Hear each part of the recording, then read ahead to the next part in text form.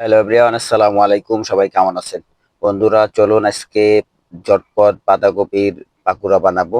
এটা ব্যাচেলারদের জন্য খুব হেল্পফুল হবে ভিডিওটা, আর অনেক সময় বাচ্চাদের জন্য খুব পছন্দের একটা নাস্তা হবে। প্রথমেই আমরা পাতাকপিটা সুন্দরভাবে কুচি কুচি করে কেটে নিব।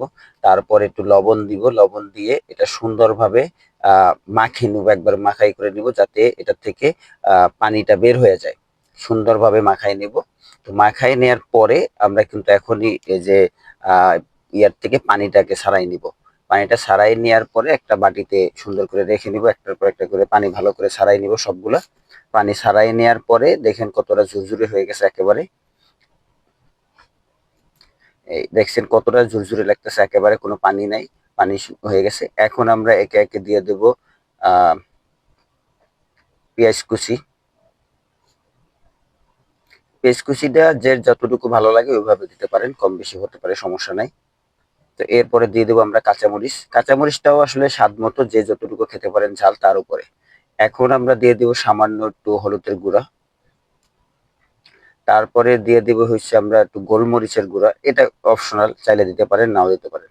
এখন দিলাম হচ্ছে ধনিয়ার গুঁড়া, ধনিয়া প্লাস জিরা মিক্স করা ছিল। আর এখন দিচ্ছি আমরা ম্যাগি মশলা যেটা কিনতে পাওয়া যায় এটা।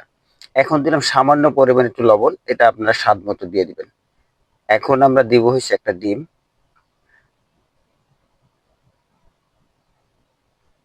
ডিমটা দেওয়ার পরে এখন দিব হচ্ছে আমরা চালের গুঁড়া, আপনারা চাইলে আটাও ব্যবহার করতে পারেন। চালের গুঁড়া দিলে পাকোড়াটা একটু শক্ত হয়, মুচমুচে হয়, ভালো লাগে। তো এখন এটা সবগুলা মিক্স করে নিব সুন্দর করে, মানে হাত দিয়ে ভালো করে একবার মাখায় সুন্দর করে যাতে সব মশলাগুলো সুন্দরভাবে মিশে যায়, তাহলে কিন্তু খেতেও ভালো লাগবে। দেখেন মাখানোর পরে কতটা সুন্দর লাগতেছে। ডিম দেওয়ার কারণে একটু নরম মনে হচ্ছে। তো আমরা একটা চুলায় একটা কড়াই বসাই দিলাম, দেখলাম কড়াইটা গরম হয়েছে কিনা। তো গরম হওয়ার পরে আমরা কিন্তু পরিমাণ মতো তেল দিয়ে দিব।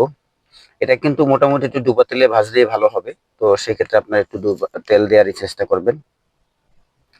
তো এখন তেলটা গরম হয়ে গেছে, গরম হওয়ার পরে আমরা এখন সবগুলো ভেজে নিব এক এক করে। এই যে দেখতে পাচ্ছেন এটা কিন্তু কতটা সুন্দর হবে। এক এক করে আমি সবগুলা দিয়ে দিব, দেওয়ার পরে আমরা সবকিছু দেওয়ার পরে আস্তে আস্তে সবগুলা ভেজে নিব সুন্দর করে। এখন একটু সবকিছু নাড়াচাড়া করে একটু উল্টাই দিব যাতে দুই সাইডটাই সুন্দর করে ভাজা ভাজা হয়ে যায়। দেখেন এক সাইড কিন্তু সুন্দর করে ভাজা হয়ে গেছে। এখন আমরা অপর সাইডটাও সুন্দর করে ভেজে নিব।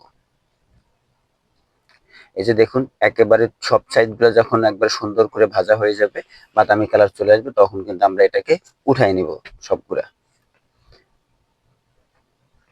দেখুন কতটা সুন্দর লাগছে, আর খেতেও কিন্তু অনেক টেস্টি হবে। এরপরে আমরা একে একে আবার দিয়ে দিব সবগুলা, দিয়ে এরকম সেম মতো ভেজে নিব। তো এখন দেখুন যে কতটা সুন্দর লাগতেছে, বা কতটা ভিতরটা কতটা সুন্দর লাগতেছে। তো এটা কিন্তু একেবারে মুচমুচে হয়ে গেছে, ভাজাটা খুবই সুন্দর। তো এটা একদম বাসায় ট্রাই করে দেখবেন, অসম্ভব সুন্দর লাগে বিকেলে ঝটপট নাস্তা। তো সবাই ভালো থাকবেন, পেজটি ফলো দিয়ে সাথেই থাকবেন। ভিডিওটি ভালো লাগলে অবশ্যই লাইক কমেন্ট শেয়ার করবেন, আর বাসায় বানায় টেস্ট করবেন, জানাবেন কেমন হলো। আল্লাহ হাফেজ, আসসালামু আলাইকুম।